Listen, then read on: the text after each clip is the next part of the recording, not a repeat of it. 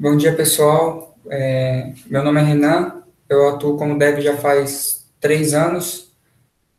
Já trabalhei com diversas linguagens e hoje eu atuo mais voltado para Node. Hoje eu vou falar um pouquinho sobre a importância da refatoração e qual que e eu vou dar algumas dicas para vocês do que eu aprendi com refatoração. Primeiro, o que é a refatoração? Refatoração é um processo de alterar o software de uma maneira que as pessoas que vão trabalhar no projeto entendam melhor como funciona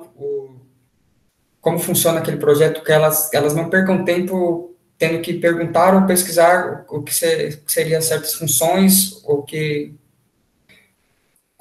por que fazer tá feito de um jeito ou de outro, o famoso clean code. Quando você consegue aplicar o clean code na refatoração quando não é aplicado desde o começo do projeto. Também a refatoração também ajuda também para você aprender você consegue aprender novas funcionalidades da tecnologia e também consegue colocar mais performance no produto. E quando a gente utiliza a refatoração é utilizada para manter um software bem projetado, mesmo com o decorrer do tempo e mudanças que ele virá a sofrer. Basicamente, a gente utiliza a refatoração quando o produto está expandido, a equipe está ficando grande e começa a crescer de forma desordenada, que as pessoas acabam perdendo mais tempo para desenvolver uma feature nova ou corrigir algo por conta de arquitetura e de código bagunçado. Observação: sempre é bom refatorar o código, pois as tecnologias avançam, tem novas features e como está sendo implementado novas funcionalidades, você consegue atuar com o melhor da tecnologia por conta de você estar sempre refatorando, sempre pesquisando, e você consegue tanto evoluir pessoalmente, quanto você consegue evoluir o código. Bom, agora eu vou... Essa, basicamente, é a refatoração, meu conceito de refatoração. Agora eu vou mostrar para vocês algumas dicas de código mesmo, que eu aprendi quando eu estava refatorando. Uma coisa que eu aprendi bastante, que é bem interessante, são os objetos literais. Basicamente, o objeto literal, você pode armazenar qualquer tipo de informação nele, tanto função quanto arrow function, um string, número, qualquer tipo de valor. Você pode usar ele para fazer validações de tipos, como enumeradores, você pode usar ele como vários tipos, você pode usar ele de diversas maneiras no seu código. Eu vou mostrar aqui para vocês de umas maneiras que eles chamam algumas funções, e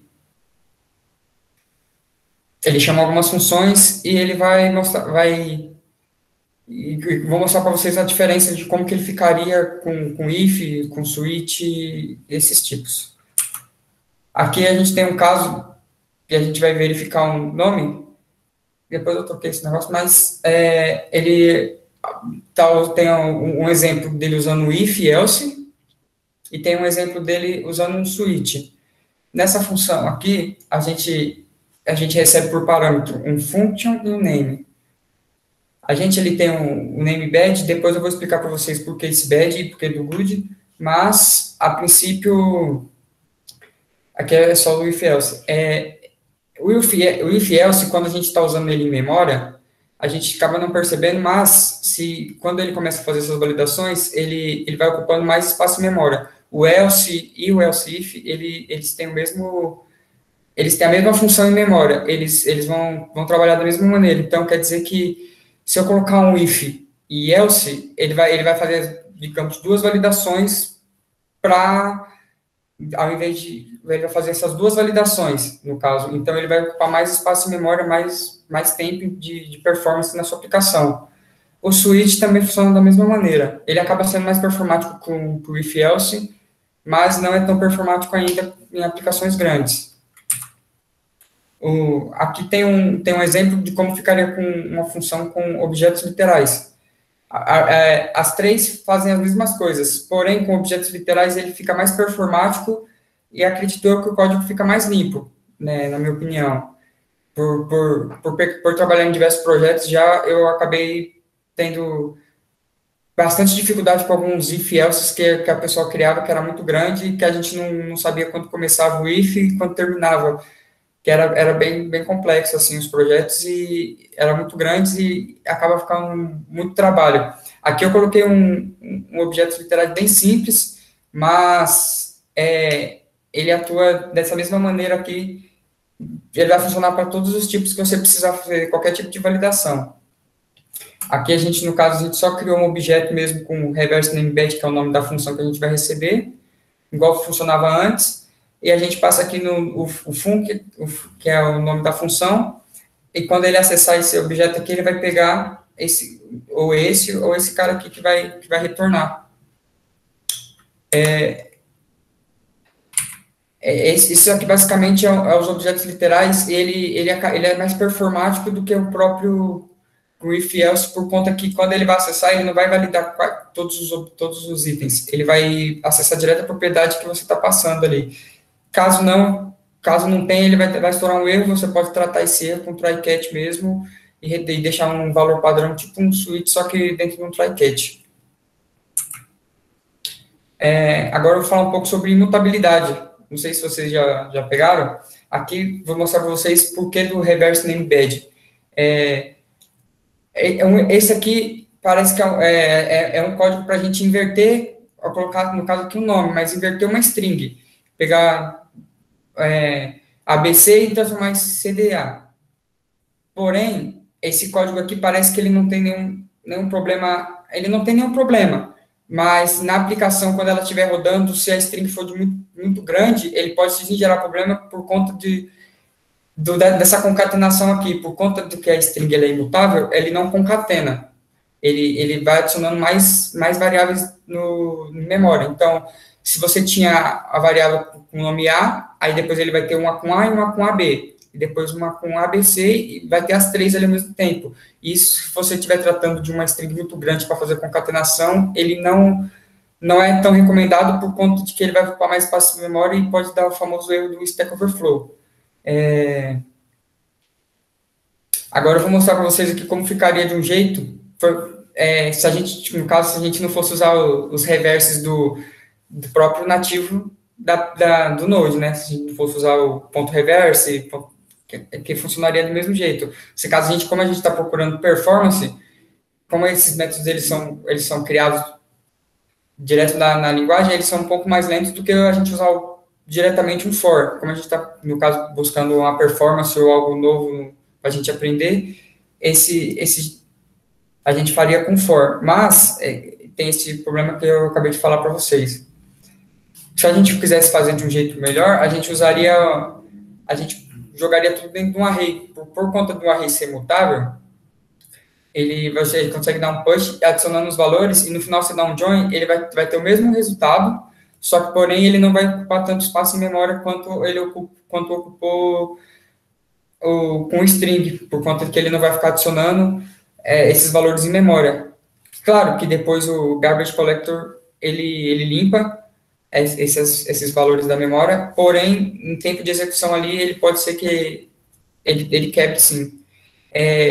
Aqui eu acabei não colocando, mas tem um ponto que é bem importante, que eu não usei, por exemplo, um map ou um for each, um for all, for in, é por conta de que, como a gente está buscando mais performance, o for, ele acaba sendo mais performático do que o próprio map, do que o próprio for each, do que todos esses outros criados. Esses tipos de performance, eu já peguei aplicações em casos reais de uso, que a gente sentiu diferença de aplicações por fazer leves alterações, como alterar uma concatenação, alterar um for, entre outras coisas pequenas, que fez com que a aplicação não quebrasse em produção, igual estava quebrando. Não quebrava a homologação, mas quebrava a produção por conta de pequenos detalhes que a gente vive no dia a dia ali, que parece que ele não vai dar erro, mas são tão pequenos que a gente acaba não percebendo, e quando a aplicação vai para produção, a gente não consegue localizar esses tipos de erros, a gente acaba perdendo mais tempo para localizar, ou às vezes nem não consegue localizar e acaba passando a utilizar outras ferramentas diferentes para fazer o sistema ficar mais performático, mais a gente acaba, por exemplo, utilizando um cache, a gente utilizando outras coisas, sendo que o próprio código, ele poderia ser mais performático, ele poderia ser, você fazendo alterações no código, eles ficariam bem melhores do que utilizando novas ferramentas.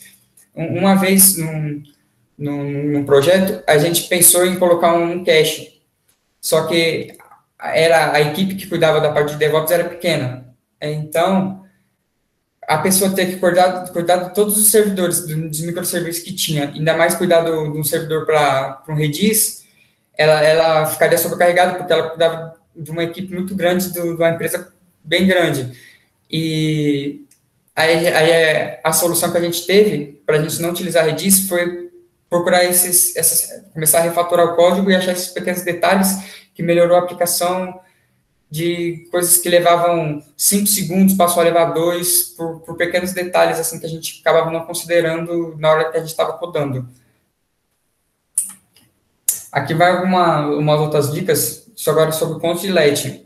Eu vejo o const, como já diz, né, ele é uma constante, mas eu vejo algumas pessoas, alguns códigos às vezes as pessoas acabam usando o let ao invés de const. O let ele tem um valor maior em memória também do que a própria const. Por conta de ser uma constante, ele sempre vai manter o seu mesmo valor. E então,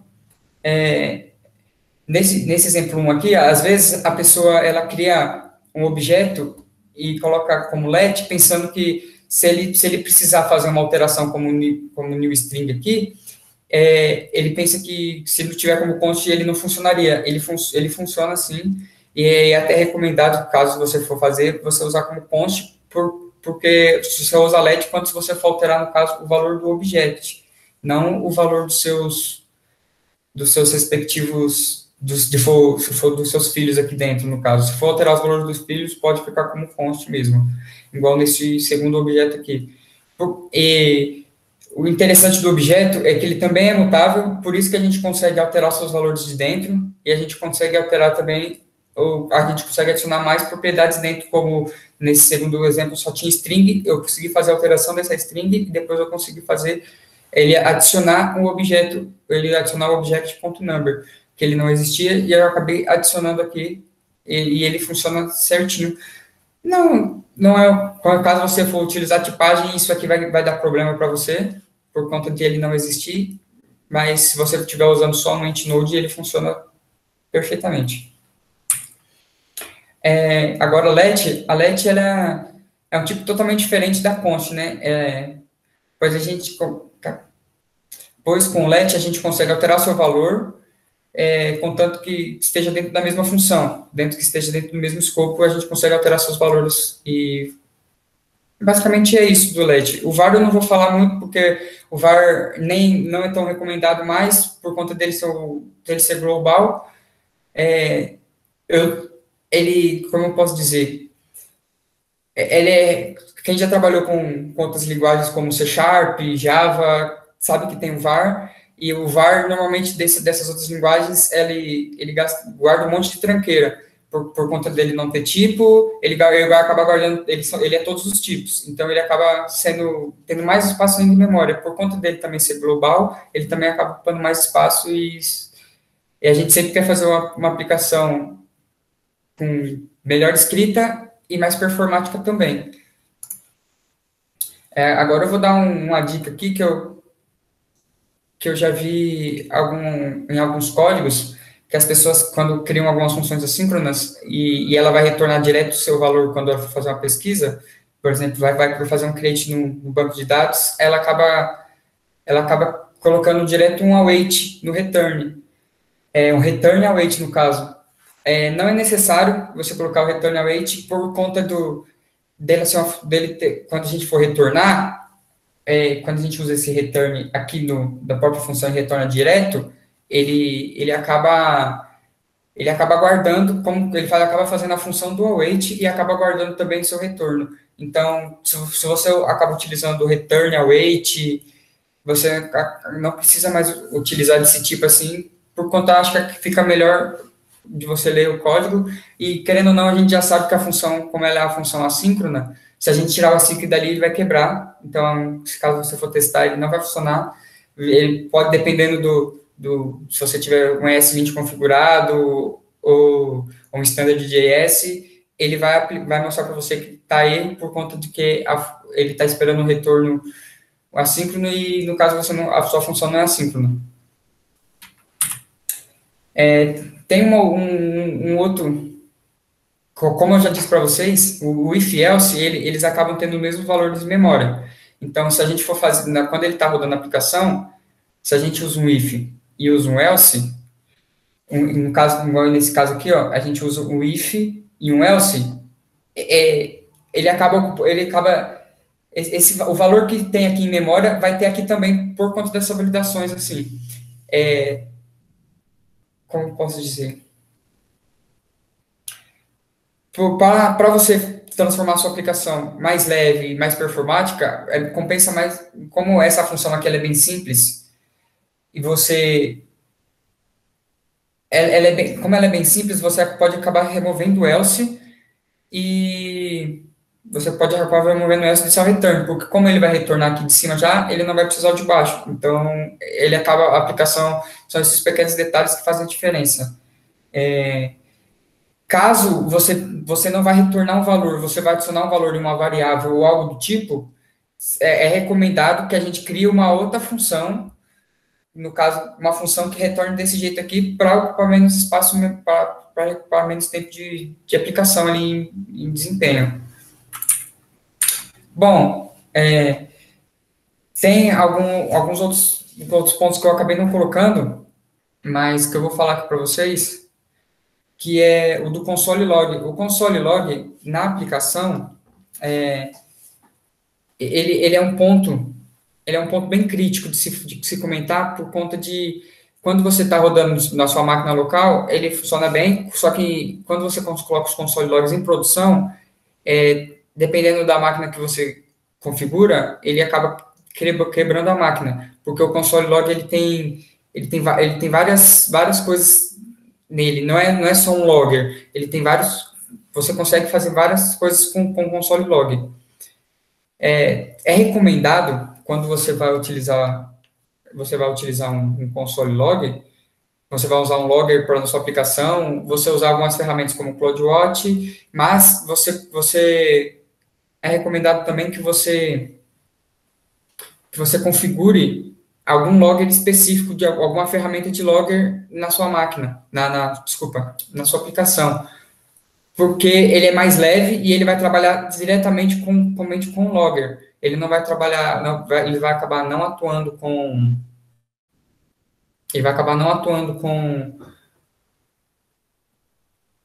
outros tipos de coisas que o logger trabalha, que ele é tipo, como posso dizer, ele é como se fosse um VAR, ele tem várias tranqueiras ali dentro que a gente acaba não utilizando, e a gente só precisa mostrar um logger em produção ou algo do tipo. Bom, eu acho que ficou bem rápida a minha apresentação, ficou bem simples, acho que até demais, eu acabei encurtando bastante coisas. Como posso dizer, eu tô um pouco nervoso para apresentar, porque eu acabo até falando um pouco mais rápido.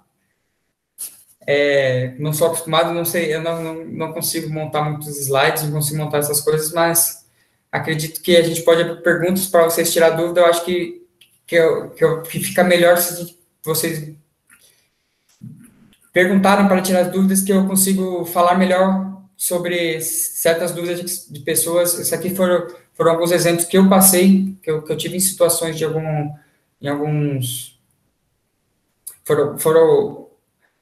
como posso dizer, foram algumas situações que eu vivi, que eu vivenciei, foram esses tipos de problema que eu acabei pegando. Pode ser que eu tenha deixado passar algum, que eu não me lembre, mas foram algumas coisas que mudaram bastante minha apresentação, meu conceito de programação.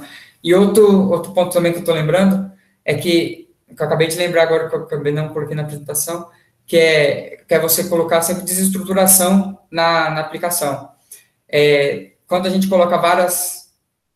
adiciona vários parâmetros, também ele acaba ocupando mais espaço por conta de ter vários parâmetros. Quando a gente adiciona no objeto, como eu falei, o objeto ele é mais leve do que você adicionar em vários parâmetros dentro de uma função. Acredito que seja isso mesmo. você quiser abrir para perguntas, essas coisas.